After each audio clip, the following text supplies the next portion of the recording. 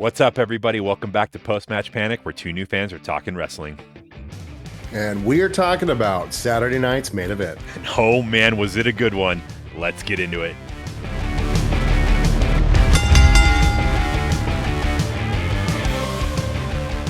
All right, guys, welcome back. We are talking Saturday night's main event for January 24th, 2026. Oh man, did this start off crazy. We are still in Montreal, Quebec, Canada. Freezing cold. So cold that Joe Tessitore couldn't even make his flight. Poor Joe. Poor Joe. Stuck in the States. Couldn't even get out. Got to get to Canada. Okay, Saturday night's main event. I think overall, I like having a lighter style PLE, so we don't have to sit on these huge storylines for such a long time and draw them out. We can have these shorter chunks and just get in, get out. Let's have some fun in between before big things like Rumble happen. So, yeah, I thought this was good. Let's just get into the first, wasn't necessarily a match of the night, but let's just get into the first little event that happened. We were set to have Jacob Fatu versus Cody Rhodes. Coming out of the quick rivalry starting after Fatu caused Cody to lose the belt in the 3 Stages of Hell match. Oh, man, dude, I love that Fatu is back in the main event scene. He just deserves to be there. I mean, the fact that he went from essentially, fighting solo and being an MFT member. I love you, Solo. I hate you, Solo. Oh, that was so good. I love that so much. To now he's like in the main event scene, trying to get into the championship belt. I love it. Yeah. I'm here for it. It's good. Give me some more Jacob Fatu. I think both of these guys were good. Fatu's back, which is great. And then I'm excited to see what they're going to do with Cody now that he's not the champion and that he's not gunning specifically for a championship, because that's how I've always seen him. He lost to Roman Reigns at WrestleMania 39, and then the whole year leading up to 40 was him getting back to Roman at 40 for the championship, finishing the story. That was the big thing for him. And then he was the champion, and then the whole John Cena thing happened, and he was trying to get it back, and there was that whole story. Cody isn't a champion anymore. He is trying to find this new place. They're talking about his new character and developing this new personality for him. I'm really curious and excited to see what they're going to do with it. Yeah. And it's needed. We've talked about this before. It is very much needed because I think everybody loves Cody, but they also are tired of Cody. Yeah. And they want to see a couple different layers of Cody Rhodes that I think they're not used to seeing. Yep. Give me the Homelander Cody. I want to see it. Bring it. We did see Cody come out with his Iron Man style mask, though. It wasn't the one that popped up, but it definitely looked like, his little wing symbol over an Iron Man mask. So, okay, help me understand this, Brian. Is there like a significance to when he wears that versus when he does not wear that? What's the significance of it? I've only seen him wear something like that in Mania matches. Nothing outside of Mania, I don't think. Maybe in Royal Rumble, or I don't think he's ever fought at Chamber, but something like that is like the huge matches is when I've only seen him wear those kind of masks. So okay. Cody coming out to his music and doing his whole hitting the ground and woes and everything, and as he's getting up on the top rope to do his second woe of the night, Fatu wastes no time and just attacks him right off the rip, which okay, that happens. People run in. That starts a match. Great. Bell rings. Let's go. No, because Cody lands on Charles Robinson. That poor referee, Charles Robinson, seems to get the brunt of every big attack. I think he got speared by Braun Breaker at one point. Dude. He did. Poor Charles, man. Poor Charles. He takes it like a champ, though. I love it. He's all about it. Dude, he loves it. Yeah. And then Fatu just starts laying everybody out, dude, before the match even officially starts. Like, there was no bell. This thing just happened. Well, and here's the deal too, Brian. I'm sitting down at my in-laws' house, and it's my father-in-law's birthday, and I say, hey, Joe, do you want to watch Saturday Night Main Event? And he's like, yeah, let's do it. And then he announces to the family that we're all watching Saturday Night Main Event after dinner, and we all sit down and we get to open up the appetizer of the show is Cody and Fatu going at it. Oh, And everybody in the room, I'm talking my father-in-law, my mother-in-law, my sister-in-law, my brother-in-law, my kids, their kids. We were all in there just sitting back and saying, what is going on? yeah. And I mean, the cool thing about it is this. My father-in-law has been watching wrestling since he was a kid. So he Yeah. gets it. But I'm sitting there hearing my 17-year-old nephew sit back and say, like, what is going on? Like they don't get it. And they're like, why are they beating everybody up? And that to me made the match even more fun. Yeah. Because not only was it out of this world crazy and something I've never seen in a WWE match. Yeah. I got to watch it with people that some of them know about WWE. My brother-in-law knows a little bit because he watched it in the 90s. Yeah. But then, a lot of them were like, what is happening? And, you just get to see them enjoy the spectacle of it all. Oh, dude. Yeah, that had to have been a blast. That's so much fun. I love it. Agreed. Dude. It was so fun. Cool. Yeah. So we got the typical tour of the arena, which was cool. Fighting in the stands. It's always fun to see, how the fans react to when the superstars come out. Most are very respectful. You'll get the back taps and you'll do all that. I did see a couple people run up to them and like try to get the very close-up shots on their phone and try to get out of the way. Security, I think, did an overall good job. When security wasn't getting thrown through tables. Yes. Dude. Or getting trash cans punched in the face. Or getting trash cans thrown at him 3 or 4 times by Cody Rhodes. Dude, I was dying. Throughout that whole segment was so good. I mean, there was fans' drinks. Yeah. I think a concession stands. popcorn. Dude, the look on their thrown faces at one point, and the look on those concession stand workers' face, I think, was worth the entire show. 100%. That by itself. Yep. Oh man, it was so good. And then as they're making their way back into the arena, a security guy tries to get in the middle of them and break it up. He learned the hard way that's a bad idea. Getting thrown into the big group of security guards down a couple levels. And then who else was going to make an appearance? The match there was no match. There was no disqualification. Yeah, it never even happened. Nope. So why not throw Drew McIntyre into the mix? Have him come up there and throw both guys through tables. Why not? They were conveniently placed tables, weren't they? Yep, they were great. But I don't care. We got Drew McIntyre throwing both the guys through the tables. It was fun. I mean, watching Drew McIntyre throw Jacob Fatu through a table and then freaking power bomb Cody Rhodes 10 feet, yeeting him into a table. And I'm just sitting there like, especially after his little comment the night before, talking about, it was fun watching Cody and Jacob's therapy session together. And then apparently that therapy session didn't work. Nope. And they had to fight each other. And then Drew had to come in and be the adult, as one does, and break the whole thing up. And throw him through tables, as you do. As you do. Yeah, as any good therapist does. It's exactly so, solving problems. Why not? That's what they're there for. Yep. So it's great. So Cody, even if he has to do it himself, I think a good therapist knows they have to do it themselves. That's what a good champion does, Jess. That's exactly right. Yeah. He's making them better. Yep.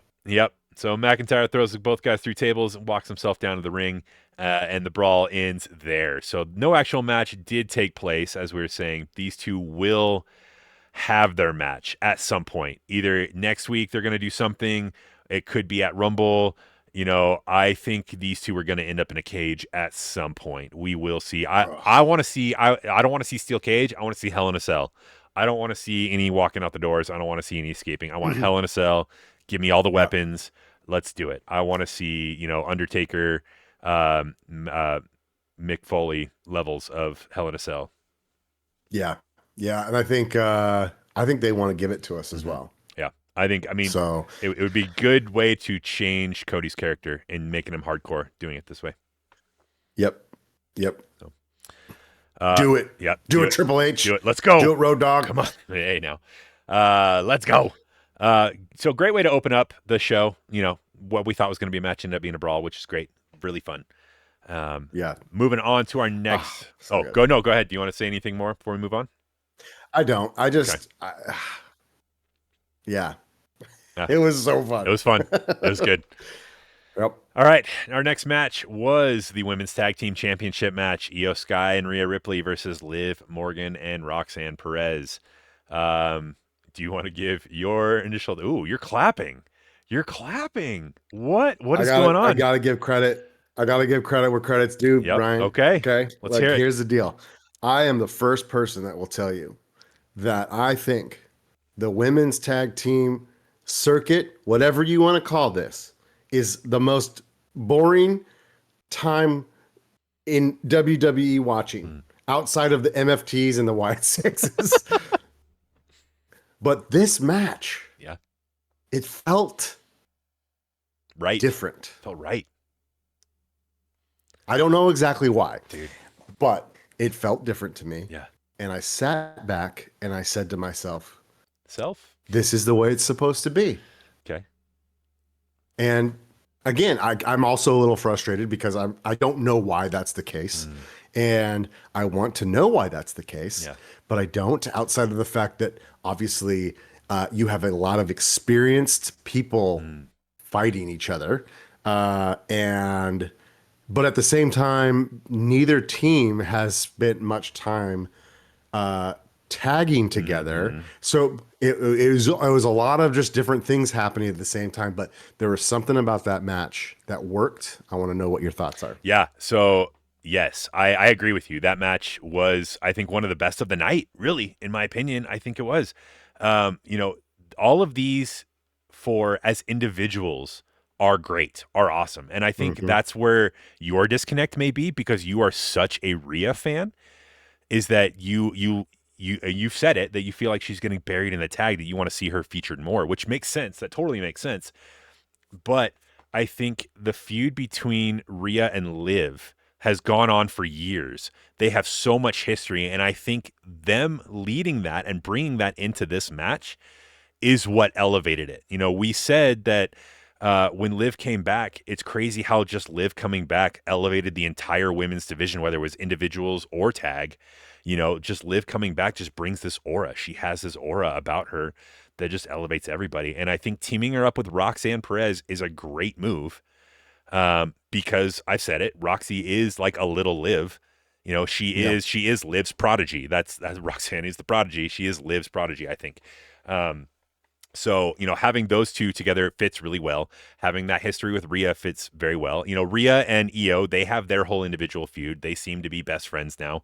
I still don't know how I feel about that, but as individuals, those two are still great. I still don't know if their tag team works, but this match to me worked.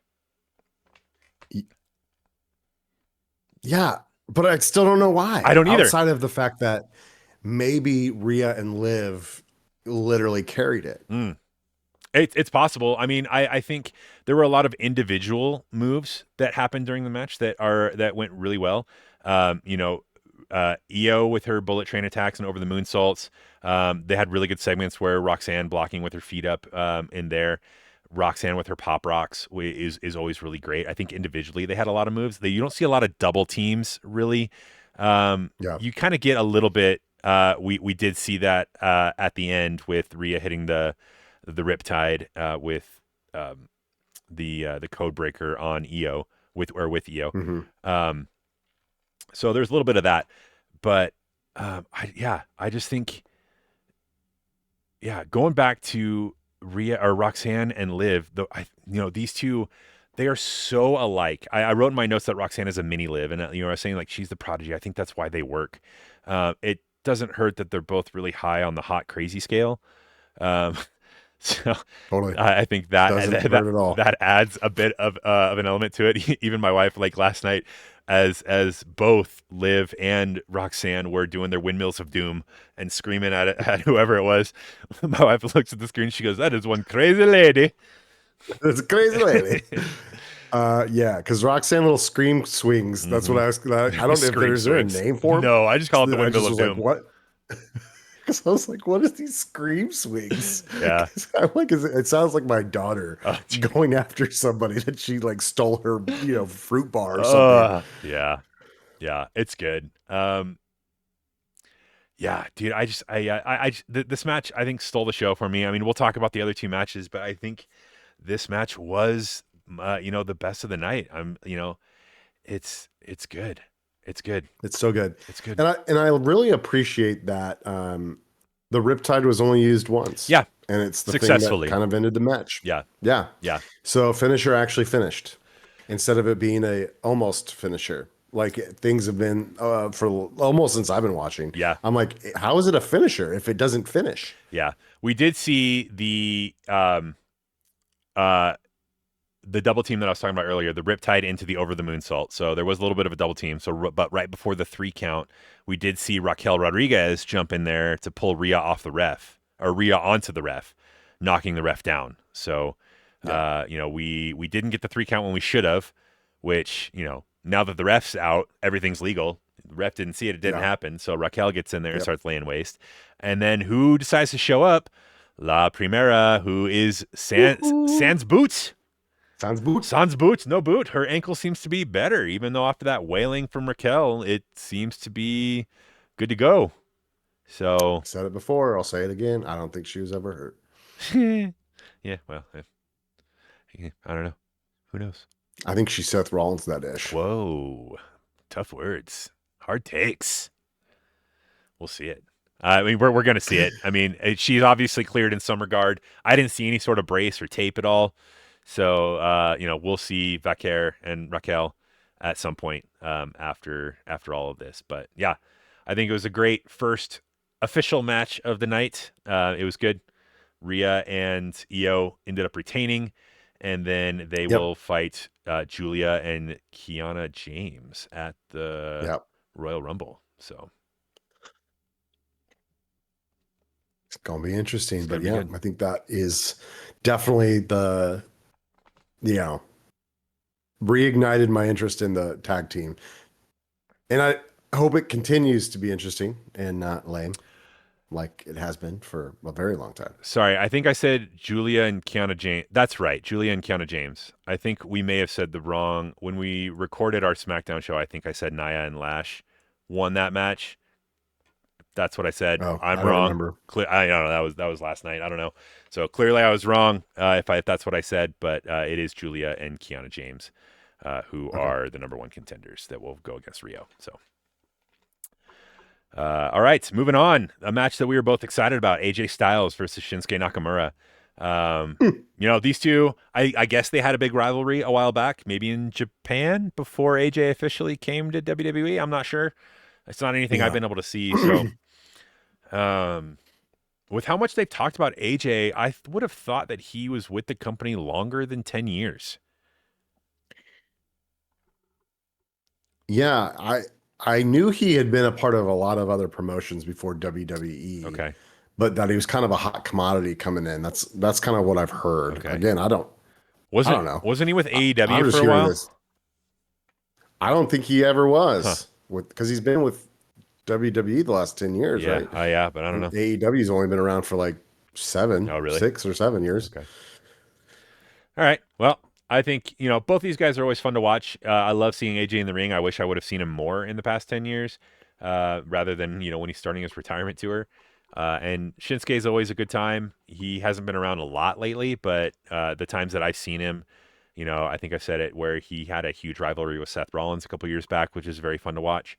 But I think this match is happening because Shinsuke wanted AJ to prove that he still has it.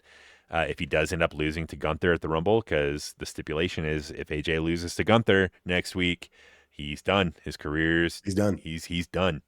So Shinsuke wanted one more shot at him before he possibly hangs it up for good. So, yeah. Overall thoughts on the match? And I mean, this match was really interesting, and I can, even though I don't know the history of it, I can almost feel the history of it in the way that Michael Cole was talking about it and that Wade Barrett was talking about it.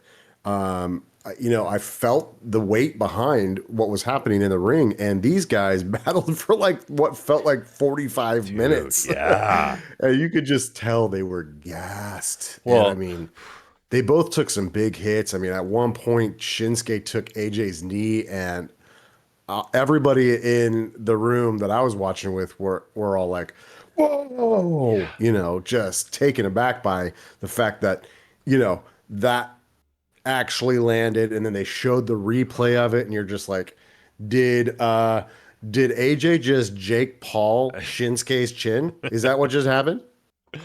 Oh, yeah, dude. That there were no wheelchairs in the ring, so it couldn't have been Jake Paul. Um, True. yeah, dude, that knee was insane. Yeah, like I rewound that a couple times. Same reaction in my house was that huge. Just Oh. dude. I mean the knees in general had to have been hurting all across. Shinsuke got his knee wrecked, and Yeah, that seems to be AJ's game, softening up the knee for that calf crusher. Seems to be his go-to, which seems to work. But yeah, that dragon screw. I don't care how safe that move actually is. It looks like it hurts like hell. Every time it it happens, does. you're tearing an ACL. That's what it seems like to me. ACL, bye bye. Bye. It's gone. Yeah, but it's apparently not. I guess. I mean, I guess they do it in a way that's safe enough, which, great. Hats off to them. It's successful. That's what it's supposed to do. I mean, maybe it does hurt. I don't know. I'm not going to Well, I try it. mean, obviously later in the match, Shinsuke couldn't do some stuff. That's true. His knee did give out to him a couple times. Tried to hit a Kinshasa, but as he was running up, that knee gave out. AJ's been cranking on it the whole match. Yep. Um, Yep. but Shin did get his own catch of the during the phenomenal forearm. AJ tried to hit his finisher. Shinsuke got the counter on it, which is really good. Both guys tried to attempt their finishers back and forth towards the end. Everyone was getting countered. You could see that these guys know each other very well. They know each other's moves. They've been fighting for a while. Yeah, you could just see that they had everything scouted. So, but eventually AJ Styles was able to get the phenomenal forearm to hit and into the Styles Clash to get that win, building the momentum for his match next week against the Ring General Gunther, or as my daughter calls him, Grumpy Gunther, because of the way he looks in all of his matches. Every time he comes out, she's like, How can you be Grumpy that grumpy Gunther. when your intro music is Baby Shark? That's true. That's true. Yeah. How can you be that grumpy? You shouldn't be. I mean, Baby Shark's a bop, dude. You coming out to Dude, Baby Shark, you can't be grumpy. we Fix gotta it, do Gunther. that. We gotta do that episode. We do. I'm just saying. We do. I got to get all the files together and we got to pull it together. Hats off to Shinsuke in that match. He battled hard. Great show of respect at the end for these two longtime rivals. I think it was very fun, very good. I'm glad it happened, and we'll see if that momentum does end up carrying on next week at the Royal Rumble. All right, we are at our main event for the night, the Fatal 4-Way, to determine the number one contender for the WWE Championship. So, so we're going to see how this brawl last night affected these guys. I think, all four guys at the end of the show, SmackDown, were in this brawl. So we'll see. Apparently, Damian Priest has 10 stitches in his cheek. Did you see his face? Like, he had, on the inside of his cheek, Cole was saying that he's got 10 stitches in there. So, I don't know. We'll see. Crazy. Apparently, Randy Orton is tied with Triple H for the third place and championships. Ric Flair with 16, John Cena at 17. So that was one of the big reasons why our official prediction was Randy Orton winning this match. But we did see after Randy Orton comes in a huge pop for Trick. He has a very catchy theme song, very easy to sing along to, very easy catchphrase. So. You didn't have Booker T doing his, yeah, I like it. Anyone doing that. But let Booker T keep that. That's his thing. We don't want anyone encroaching on his turf. So they already did compare him to Booker in ways. They were saying he has a lot of the same mannerisms as Booker during the match, which was cool. So I'm sure he was heavily influenced by Booker, not only before he got into the company, but then after. Yeah. Let's just hope he doesn't fall into the same live promo, botches that Booker did at one point. So we'll have to see. Four ways are always fun to watch. Usually there's a lot of destruction in the matches. Hopefully we see some weapon usage. They seem to be a little light on some weapons in these bigger matches, but we'll hopefully going into this match, I was hoping to see some good weapons. Unfortunately, we didn't get to see, I don't think, anything. We didn't even see a table or anything there. Or a chair or nothing. So Yeah, it was just a classic fatal four-way.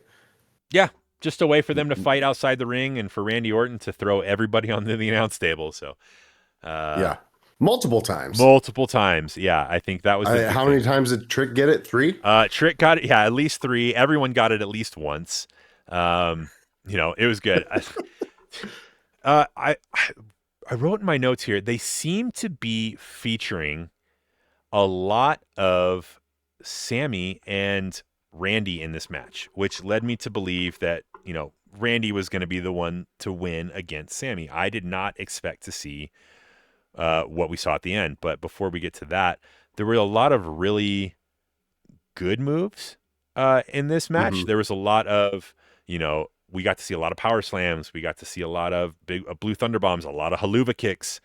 Yeah. A lot of big trick kicks, a lot of razor's edges, like a lot of just good moves, a lot of draping DDTs. Randy got to do all of his Randy Orton things, which was a lot of fun, and a lot of good blocks and counters. I think it was just a good showcase of these guys' moves. Mostly, like I said, Randy and Sami got a lot of that feature. I didn't see, Damian seemed to spend a lot of his time outside of the ring. Yeah. No, I don't know. What were your He thoughts? got involved a few times, and I mean,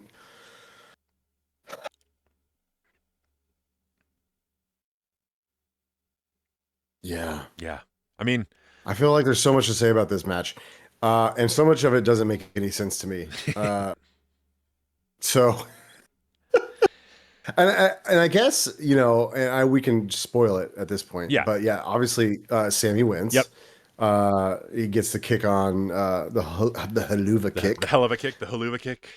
The haluva kick. To Priest. I was trying to describe it. Yeah, to Priest. And I was like, what? Yeah. And I think to me, I sat back and I'm like, okay, they've been leaning into Sami Zayn being the underdog for a real kinds of long time, at least since I've been watching. It sounds like probably even before I started watching. And I do not buy into it. Not because I don't think he's an underdog, because he clearly is, not only from a physique standpoint, but from a wrestling standpoint. He's not bad in the ring. Yeah. But all 3 of those guys are far and above better than him in the ring. And I'm just sitting back there like, I do not believe this underdog story. Yeah. I am not rooting for this underdog. I do not care. And a part of me is like, there seems to be other things at play that aren't maybe in their control. Wink, wink, Saudi Arabia. Yep. That's what I was. And I don't know how I feel about that, because it isn't the better story. It's not the best story to tell. Yeah. At least in my mind, since, I've been paying attention. I'm like, Randy needs to be the guy that goes up. So I don't know if they're planning on sticking the championship belt on Sami, but to me, if he's the guy facing Drew, it better be freaking good, because there's about a million other guys that I would be more interested in watching face Drew than Sami Zayn. Yeah, I agree with a lot of that. I think, the decision to have Sami pin Damian, you don't want to have your new up and comer who is potentially strapped on a rocket, Trick Williams, to get beat, to lose. You don't want to have your veteran who's third for most championships ever be pinned, before he gets his up and coming chance, because Randy didn't lose. He didn't win, but he didn't lose. So, and same thing could be said for Trick. But for Damian to be the one who got pinned, he just came off of this big feud with Alistair. He was in the spotlight for a while, and I think you were onto something. And this is what I wrote in my notes too.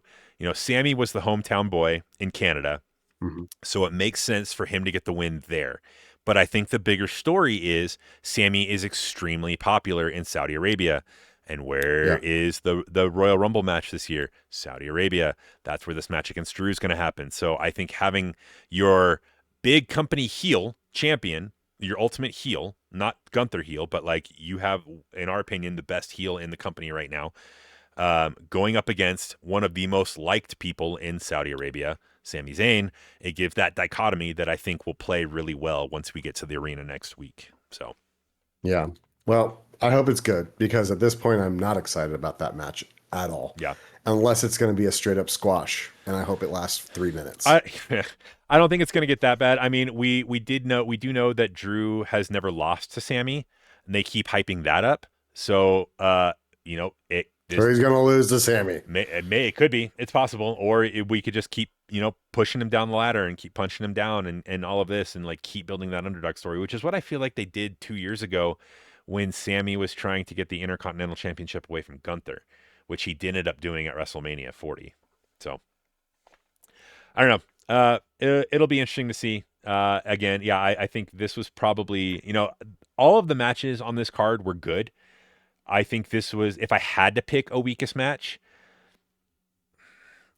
it was probably this one. You know, Yep. I like it. Yeah, I don't know. Like I said, we're nitpicking at that point. I will say, I called this out for the women's tag team champion, the women's tag team match last night on SmackDown. I'm going to call it out on this one too. Trick Williams got caught giving instructions in that fatal 4-way. So, you know, he's a young guy. He's got a lot to learn, but heard him giving the count to give the moves. So, you know, watch out. That's one of those things where it's just like, man, come on, let's go. Come on. You're better than Stop that. taking us out of it. Yeah. So calling him out for that too. Yeah. And I mean, I'm curious if that's a mic issue that's too hot, or if he just is talking too loud, or I'm curious what that is about. Yeah, it's interesting, you know, because from a production standpoint, like if you're in the ring, you know, your guys are talking to each other. We know they are, like that happens, but like 95% of the time, 98% of the time, we don't see it, or they do it in a way that like they're giving signals to where they know. You know, in this case, it happened right in front of a camera outside of the ring. Yeah. You know, those cameras have mics on them. You know, it could have been hot. It could have been, you know, whatever. He was facing the camera, which also could have been, if it was a directional mic, that would have easily picked it up too. So, you know, it is what it is. I get it. I know it's happening, but it's just one of those things that that's one of my pet peeves when it comes to WWE is like when I hear that, it's supposed to, my reality is supposed to be checked at the door, right? And when I hear that, that's like, oh, that's right. I'm watching a show. So, yeah, but yeah. Are we moving to the botch of the week? Yeah, let's do that. Yeah, I mean that's kind of a good segue because that was on my list of botch of the weeks. So we always like to end our show with our botch and pop of the week. So for me, that's going to be my botch of the week was Trick getting that instruction called out. So. Yeah, and I think my botch of the week, or at least the botch of this match, was, or this card was Rhea Ripley clearly missing her mark to interrupt the pinfall, and EO kind of said but it was very much not believable. Yep. That was a big botch to me, and that's something I'm not used to seeing from Rhea Ripley is her missing things. But yeah, she missed it, and it was very awkward. Yep. For ending on a positive note, I think the brawl to start off the night was awesome. I think it was great. I think it was fun. But for me, what stole the show was the women's tag team match. I think that, you know, that exceeded our expectations, and it ended up being just a great time and a great match to watch. Yeah, and I would say mine was just Drew McIntyre throwing Jacob Fatu through a table and powerbombing Cody through a table. And then just standing there and looking happy about it. And angry all at the same time. He's got a skill. That is what he does. It's great. I think things I'm most excited for going forward after this, I'm really excited to see where the Fatu Rhodes feud goes. I think, like I said, they're going to end up in a cage. Just how they get there is going to be fun. How long they go about it. I think, you know, probably Chamber will see some sort of cage match, is my guess. Or they could bring it all the way to Mania. I don't know. It'll be fun either way. And then AJ and Gunther, I think that rematch will be fun unless it's just them sitting in each other's submissions the whole match. That's going to get boring. I don't want to see a calf crusher and a sleeper hold for 20 minutes. Like, make it good. Yeah. Actually wrestle. I know. Yeah. Do something. That's why I stopped watching UFC for just so long. It's all it ended up being. Oh yeah, So because yeah. they all just did, ground Yeah. getting their nuts up in their faces. Yep. So, and I mean, yeah, we gave our thoughts on Drew and Sami. It'll be interesting to see where that goes. But Yep. yeah, and then yeah, we've got the Rhea and Io versus Julia and Kiana James. So that'll be good.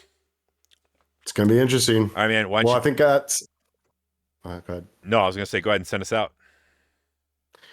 Yeah, I think that's it for today. If you disagree or with anything we're saying, congratulations. Throw it down in the comments. You're probably right. And we're probably also going to ignore them. Yeah. So, yeah. But we'll see you guys next week. Thanks for watching. All right, guys. See you later.